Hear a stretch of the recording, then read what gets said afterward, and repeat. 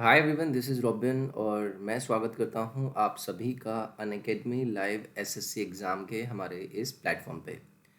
तो देखिए, ये वीडियो उन सभी एस्पायरेंट के लिए बहुत इम्पॉर्टेंट होने वाली है जो एक्चुअली में एसएससी सीजीएल के बारे में उतना जानते नहीं हैं, और अगर जानते हैं तो एक अधूरी जानकारी के साथ तैयारी करने लग जाते हैं। मैं यहाँ पर आपको ये बताने की कोशिश करूँगा कि आप जिस एग्ज़ाम को या फिर जिस ड्रीम को लेकर इस एग्ज़ाम में बैठने वाले हैं, इसकी तैयारी करना शुरू कर दिए हैं, तो आपको ये भी आइडिया होना चाहिए कि आपके सामने क्या चीज़ें आने वाली हैं, किन चीज़ों को आप फेस करने वाले हैं। अगर आपने अपनी उस ड्रीम जॉब को पाने के लिए सोचा है तो आपको क्या आपके सामने पड़ाव मिलेंगे, उनको किस तरीके से अपने दिमाग में रख के आप अपनी एक पैटर्न को फॉलो करा सकते हैं अपने आप को उस एम को क्लियर कराने में।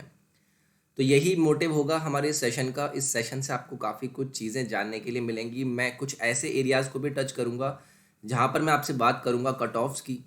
यूजुअली हम कट ऑफ्स को इस तरीके से ले लेते हैं कि अगर 164 अपोज फॉर एन एग्जांपल आपका कट ऑफ है, तो आपको लगता है कि यार 164 में लेकर आ जाऊँगा और मुझे वो चीज़ मिल जाएगी जो मुझे मिलनी चाहिए थी।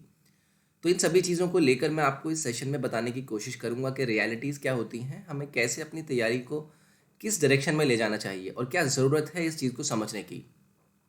ये कुछ मेरे बारे में जानकारी। My name is robin. तो चलिए मैं आपको इस सेशन में कुछ इंपॉर्टेंट चीज़ों से अवेयर कराने की कोशिश करता हूँ।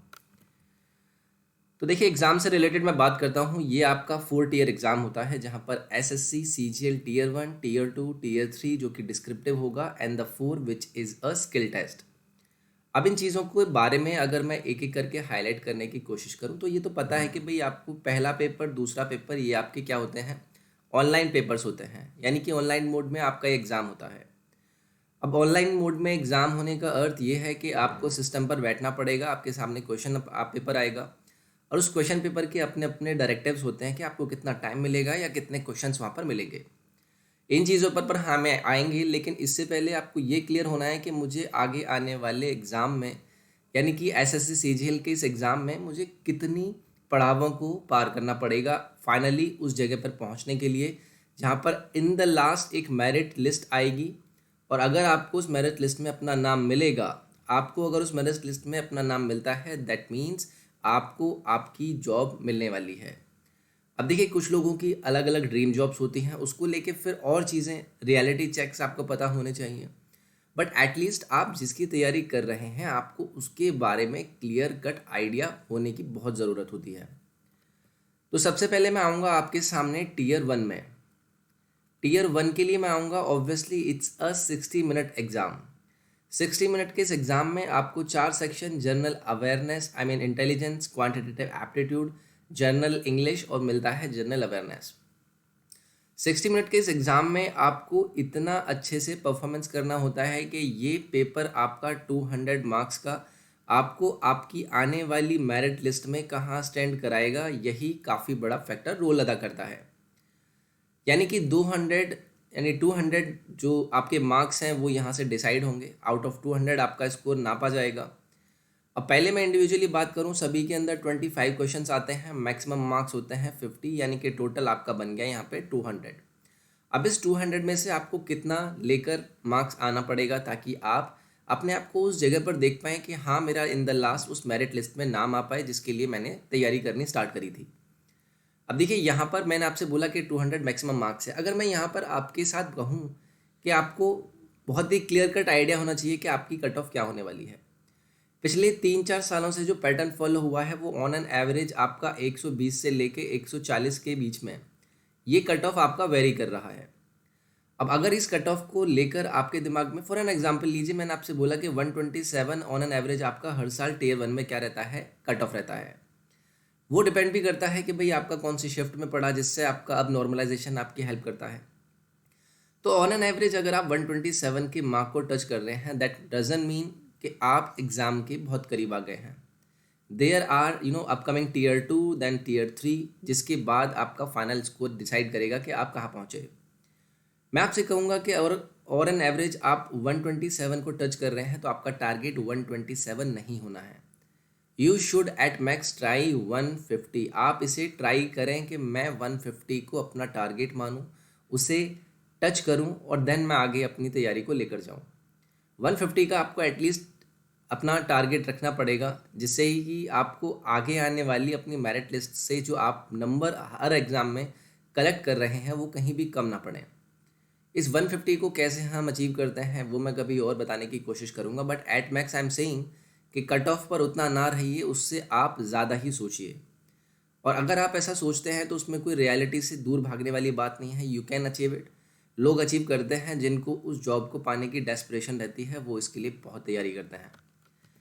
नेक्स्ट आता हूँ मैं आपसे पेपर 1 पेपर 2। मेनली आपके ये टीयर 2 के एग्ज़ाम हैं। उसके बाद पेपर 3 और पेपर 4 आपके अलग अलग जो कि स्टैट्स के पेपर होते हैं, इसकी आपकी जेएसओ के लिए और डबल ए के लिए अलग कट ऑफ आती हैं, तो इसके लिए कभी और डिटेल में जाएंगे। बट मेन आपके होते हैं पेपर 1 और पेपर 2 टीयर 2 के अंदर। अब टीयर 2 के अंदर होने वाले इस क्वांटिटेटिव एप्टीट्यूड और जनरल इंग्लिश के आपके क्वेश्चंस होते हैं। इंग्लिश में कितने 200 और मैथ में होते हैं आपके 100। मैक्सिमम मार्क्स डिस्ट्रीब्यूशन आपका 200-200 ही होता है। ऑनलाइन मोड में आपका 2 घंटे का ये पेपर होता है, जो कि एक सिंगल डे में एग्ज़ाम कराया जाता है। बहुत इंपॉर्टेंट होते हैं। आउट ऑफ 400 आपका यहाँ पर मार्क्स निकल कर आता है, तो ऑब्वियसली यहाँ पर भी आपकी परफॉर्मेंस काफ़ी मैटर करती है। मैटर क्या, सबसे ज़्यादा वेटेज आपका टायर 2 में ही होता है, तो यहाँ पर भी लोग काफ़ी अपनी रेस में लगते हैं। तो ये हो गया आपका टीयर 2। देन इसके बाद आता है आपका डिस्क्रिप्टिव, जो कि 100 मार्क्स लेकर आता है। काफ़ी इश्यूज़ अभी फ़िलहाल इसमें चल रहे हैं, जहाँ पर यूएफएम आपका इंक्लूडेड है। तो अपने आप को किसी भी ऐसी सिचुएशन में ना डालें कि भाई आपको ये सोचना पड़े कि पता नहीं क्या होगा। हर माइन्यूट चीज़ों को ऑब्जर्व करें और उन माइन्यूट चीज़ों पर काम करते हुए अपना आगे बढ़ें। आसान रहेगा। पेन और पेपर मोड में ये होगा, जहाँ पर आपको ऐसे और एप्लीकेशन लिखने के लिए मिलते हैं गिवन टॉपिक्स पे। उसके बाद आपका आता है डेटा एंट्री स्पीड टेस्ट, जहाँ पर आपको क्वालिफाइंग नेचर के लिए 15 मिनट मिलते हैं। और ये आपके या तो टाइपिंग टेस्ट आप समझ लीजिए, एक तरह से टाइपिंग टेस्ट होता है, या फिर कंप्यूटर प्रोफिशिएंसी टेस्ट, जहाँ पर आपको वर्ड प्रोसेस में या फिर एक्सेल शीट बनाने के लिए दी जाती हैं। सो इस तरीके का क्वालिफाइंग नेचर का आपका एग्ज़ाम होता है। इसे भी हल्के में नहीं लिया जाता है, क्योंकि काफ़ी लोग यहाँ पर भी पीछे हो जाते हैं।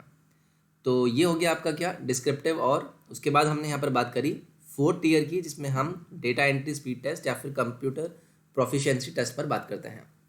सो बेसिकली मैं यहाँ पर आपको एसएससी सीजीएल के अंदर जितने भी टीयर्स होते हैं, क्या हमारी छोटी छोटी चीज़ें वहाँ पर काम आती हैं, तो इनसे रिलेटेड यहाँ पर बात करी। आई होप आपको यहाँ से कुछ फ़ायदेमंद चीज़ें मिली होंगी।